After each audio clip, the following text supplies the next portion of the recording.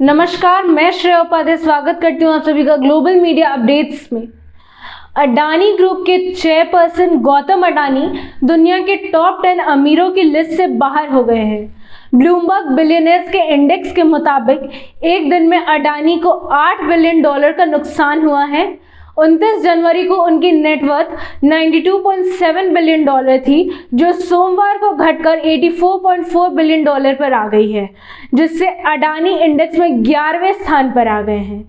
एक हफ्ते में अडानी की नेटवर्थ में 35.6 बिलियन डॉलर की कमी आई है।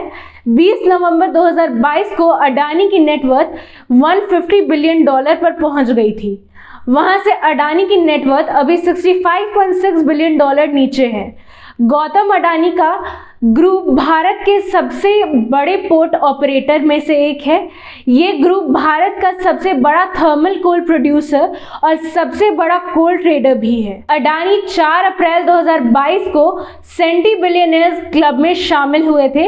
$100 बिलियन से ज्यादा नेटवर्थ वाले व्यक्तियों को सेंटी बिलियनियर कहा जाता है। उससे पहले अप्रैल 2021 में अडानी की नेटवर्थ 57 बिलियन डॉलर थी। फाइनेंशियल ईयर 2021-22 में अडानी की नेटवर्थ दुनिया में सबसे तेजी से बढ़ी। अडानी ग्रुप की 7 पब्लिकली लिस्टेड कंपनीज में से एक है। हिडनबर्ग की रिपोर्ट के बाद शेयर्स में गिरावट का दौर। अमेरिका के रिसर्च फर्म हिडनबर्ग की रिपोर्ट आई थी। रिपोर्ट में अडानी ग्रुप पर स्टॉक मैनिपुलेशन, मनी लॉन्ड्रिंग और अकाउंटिंग फ्रॉड में शामिल होने का आरोप लगाया गया था। इसके बाद अडानी ग्रुप के शेयर्स में भारी गिरावट देखने को मिली है। हालांकि सोमवार को ग्रुप की फ्लैगशिप कंपनी अडानी एंटरप्राइजेस के शेयर ने रिकवरी दिखाई है।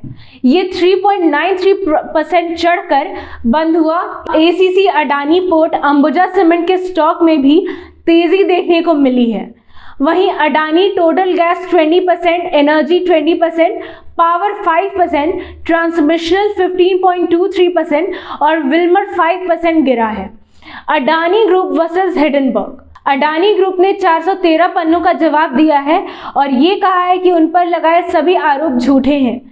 गौतम अडानी समूह ने हिडनबर्ग की रिपोर्ट को भारत पर साजिश के तहत हमला बताया है। ग्रुप ने 413 पन्नों का जवाब जारी किया है, जिसमें लिखा है कि अडानी समूह पर लगाए गए सभी आरोप झूठे हैं। ग्रुप ने यह भी कहा है कि इस रिपोर्ट का असल मकसद अमेरिकी कंपनी के आर्थिक फायदे के लिए नया बाजार तैयार करना है। समूह ने कहा कि यह रिपोर्ट गलत जानकारी और आधे अधूरे तथ्यों को मिलाकर तैयार की गई है। इसमें लिखे गए आरोप बेबुनियादी हैं और बदनाम करने की मंशा से लगाए गए हैं। इस रिपोर्ट का सिर्फ एक ही उद्देश्य है, झूठे आरोप लगाकर सिक्योरिटीज के मार्केट में जगह बनाना, जिसके चलते अनगिनत इन्वेस्टर्स को नुकसान हो और शॉर्ट सेलर हिडनबर्ग बड़ा आर्थिक फायदा उठा सके। अडानी ग्रुप को हिडनबर्ग का जवाब, धोखा तो धोखा होता है। अडानी ग्रुप के रिस्पॉन्सेस पर हिडनबर्ग ने भी जवाब दिया है।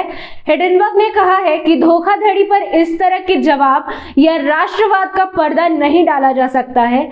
अडानी ग्रुप हमारी रिपोर्ट को भारत पर सोचा समझा हमला बता रहा है। अडानी ग्रुप अपने और अपने चेयरमैन की बढ़ती हुई आय को भारत के विकास के साथ जोड़ने की कोशिश कर रहा है। हम इससे सहमत नहीं हैं। हम मानते हैं कि भारतीय लोकतंत्र विभिन्नताओं को समेटे है। भारत एक उभरती हुई सुपर पावर है जिसका शानदार भविष्य है। हम यह मानते हैं कि भारत के भविष्य को अडानी ग्रुप ने पीछे खींच रखा है, जो खुद को देश के झंडे में लपेटकर लूट मचा रहा है। हम मानते हैं कि धोखा तो धोखा ही होता है।